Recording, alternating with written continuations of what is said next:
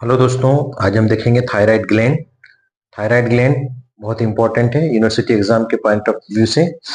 अक्सर एग्जाम में पूछी जाने वाली ग्लैंड है और ये फुल क्वेश्चन आता है जनरली।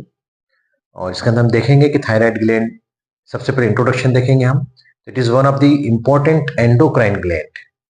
हमने लास्ट जो ग्लैंड पढ़ी थी सबमेंडिबुलर ग्लैंड थी, वो एक्सोक्राइन थी, क्योंकि उसका जो सिक्रेशन था डक्ट के थ्रू आता था और इसका जो सिक्रेशन है डायरेक्टली ब्लड के अंदर आता है। तो it is an endocrine gland which controls the basal metabolic rate, stimulates somatic and psychic growth। Body की सोमेटिक और साइकिक ग्रोथ को ये स्टिमुलेट करता है, मतलब फिजिकल और मेंटल ग्रोथ को ये अफेक्ट करता है। ओके, इसके अंदर कोई डिस्टर्बेंस होगा तो सोमेटिक मतलब फिजिकल एंड साइकिक मतलब मेंटल ग्रोथ के अंदर प्रॉब्लम्स होंगी। Is it clear? Then and also plays an important role in the calcium metabolism too. Calcium metabolism में भी हेल्प करता है। Now situation and extent. ये डायग्राम आपको देखकर मुझे उम्मीद है कि याद आया होगा। मैंने आपको इंफ्राहाइड मसल्स पढ़ाई थी, है ना। उसके अंदर मैंने आपको बताया था कि जब मैं थायराइड ग्लैंड पढ़ाऊंगा तो आपको बताऊंगा।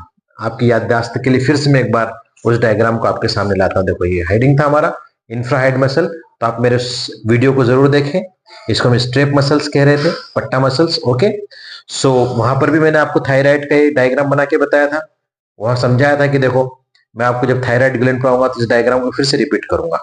तो अगेन मैं बनाऊंगा नहीं, लेकिन आपके सामने बना हुआ है ये डायग्राम, है ना। थोड़ा सा टाइम बचेगा हमारा डायग्राम बनाने से। ये बनाया हुआ डायग्राम आपके सामने ही है। तो सिचुएशन एक्सटेंट की बात करें तो gland is situated in the lower part of the front and side of the नेक। देखो, नेक का लोअर पार्ट, ये हमारे हाईएड बोन, इसके ऊपर मेंडिबल है, मेंडिबल के hyoid bone, then thyroid cartilage, then cricoid cartilage, then trachea.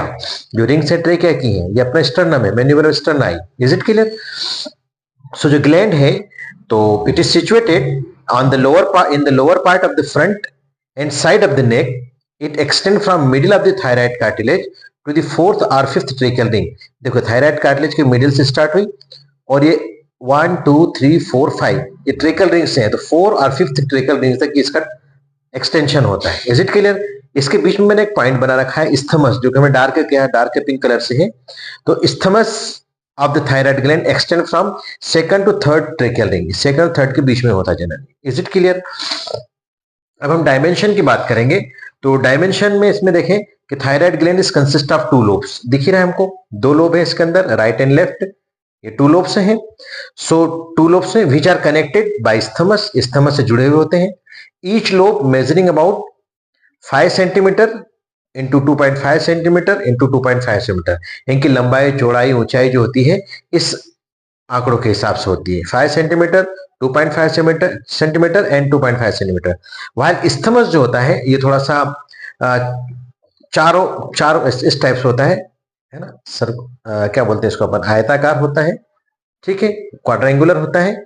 तो ये इस्थमस होता है हमारा 1.2 सेंटीमीटर और ये भी 1.2 सेंटीमीटर, ऐसा इक्वल होता है। जैसे कि 1.2 सेंटीमीटर हो जाए तो ये 1.2 सेंटीमीटर बराबर। वेट होता है तो normal thyroid gland is measuring about 25 gram.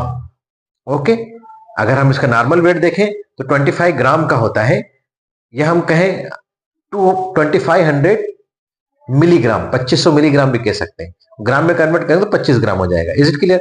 And it is larger in female than male. Male के बजाय फीमेल के अंदर ये थोड़ी सी बड़ी होती है। Is it clear?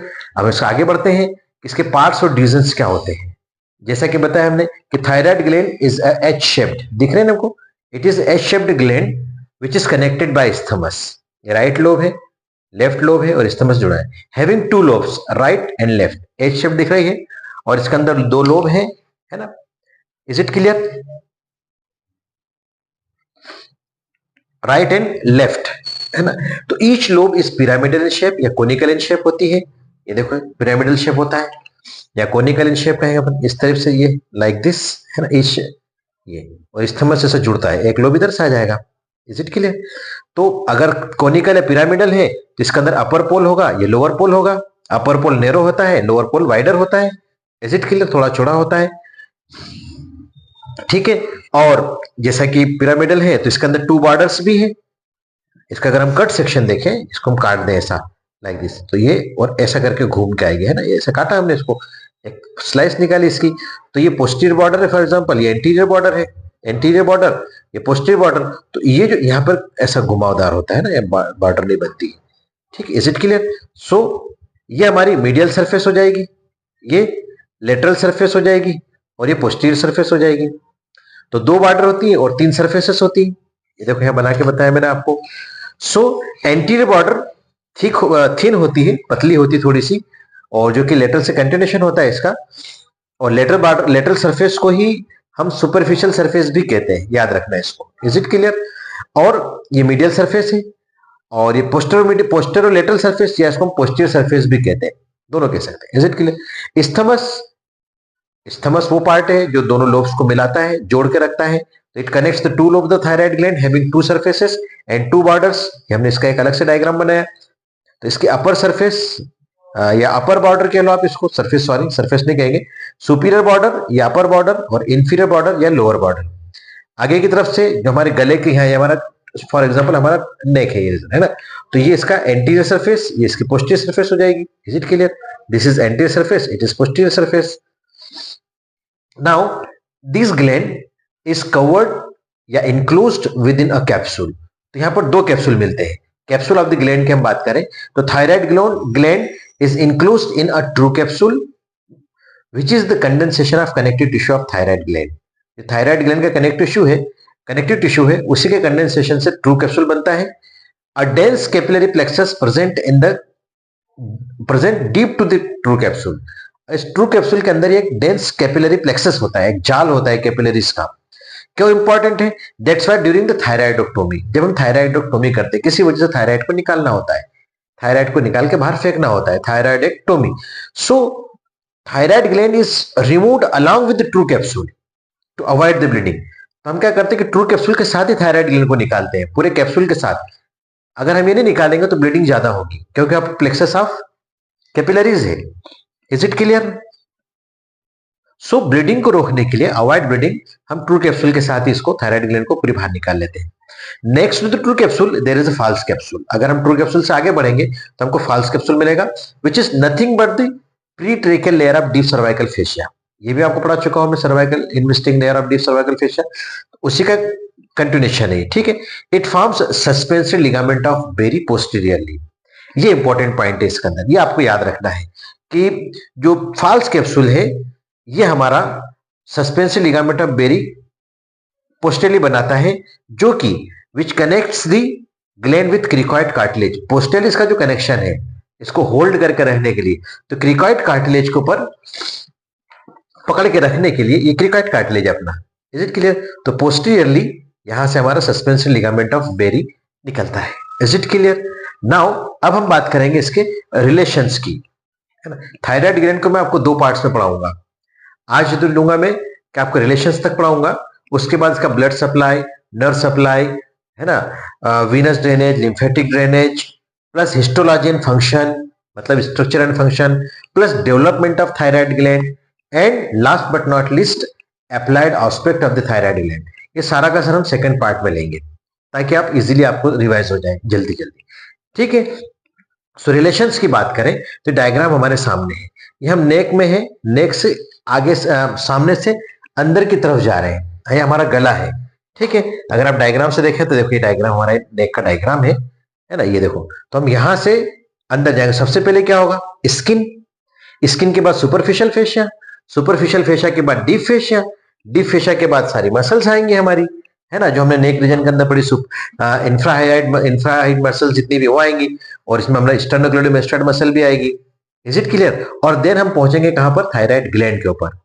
Thyroid gland यहां आ गए, थायराइड ग्लैंड से आगे बढ़ेंगे तो ट्रेकिया आएगा मीडियली, ट्रेकिया के ठीक दोनों साइड के ऊपर रिकरेंट लेरिंजियल नर्व है, और मीडियली बिल्कुल सेंटर के अंदर हमारा इसोफेगस है। थायराइड ग्लैंड के पीछे पैराथायराइड ग्लैंड होती है पोस्टरलेशन के अंदर, और पोस्टरलेशन में कैरोटिड शीथ भी होती है, मैं पढ़ा चुका हूं आपको कैरोटिड शीथ, ठीक है। तो कैरोटिड शीथ के अंदर मीडियली कॉमन कैरोटिड आर्टरी होती है, लेटरली इंटरनल जुगुलर वेन होती है, और पोस्टीरियरली वेगस नर्व होती है, दोनों साइड में मिलेगी carotid sheath. Is it clear? तो इसी डायग्राम को लिखना है और बनाना है।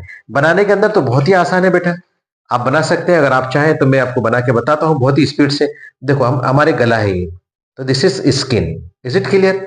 स्किन के बाद सबसे पहले क्या आएगी? Superficial fascia. तो सुपरफिशियल फेशिया में हमने बनाया प्लेटिज्मा। This is प्लेटिज्मा। Is it clear? हम प्लेटिज्मा से आगे बढ़े तो हमको डीप सर्वाइकल फेशिया मिलेगा। Is it clear? ये डीप सर्वाइकल फेशिया। अब क्या मिलेगा? डीप सर्वाइकल फेशिया के बाद हम आगे बढ़ते हैं, डीप सर्वाइकल फेशिया में और आगे बढ़ेंगे तो हमको मिलेगा स्टर्नोक्लिडोमेस्टाइड मसल। तो ये दो तरफ से स्टर्नोक्लिडोमेस्टाइड मसल आ गई, वन इधर और एक इधर से, वन फ्रॉम दिस साइड, है ना।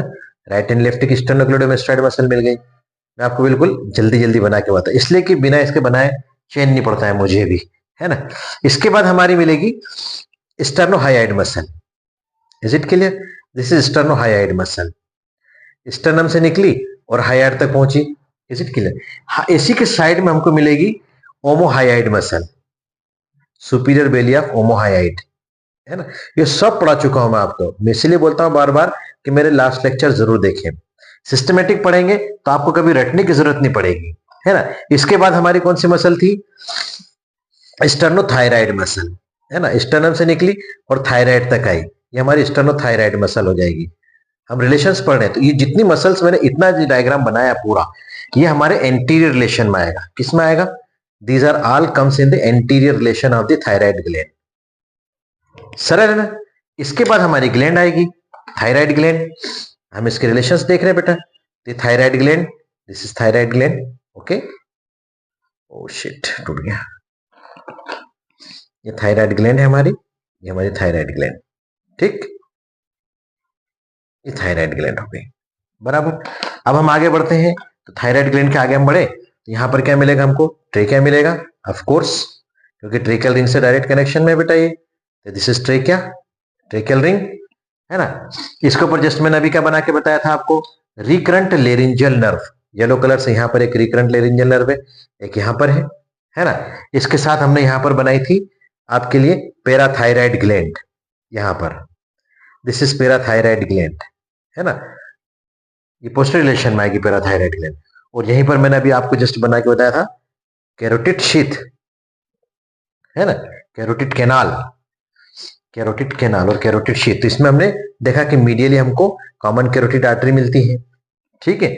और लेटरली अगर हम देखें तो हमको इंटरनल जुगुलर वेन मिलती है, इंटरनल जुगुलर वेन हो जाएगी। ये सब पढ़ा चुका हूं मैं आपको, पिछले लेक्चर्स अगर आप देखेंगे मेरे वीडियोस उसमें सब मिलेगा आपको। और ये मिल गई आपकी vagus nerve. Is it clear? तो यही डायग्राम मैंने यहाँ बनाया है। देखो इसको आप सेम डायग्राम बनाए, ऐसा कैसा।